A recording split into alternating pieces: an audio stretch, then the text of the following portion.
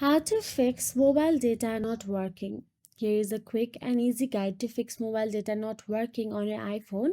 So let's get started. First of all, simply open the Settings app on your iPhone. Now once inside there, simply toggle on and off the airplane mode option available there. You can turn on airplane mode and wait 10 seconds, then turn it off. Now once done so, try to restart your iPhone.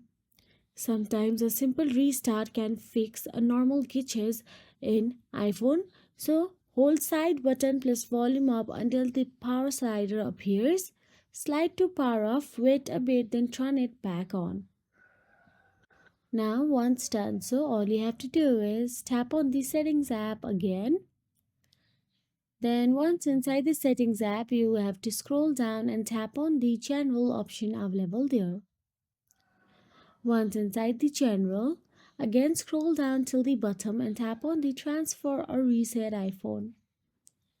Then tap on the reset, then tap on reset network settings.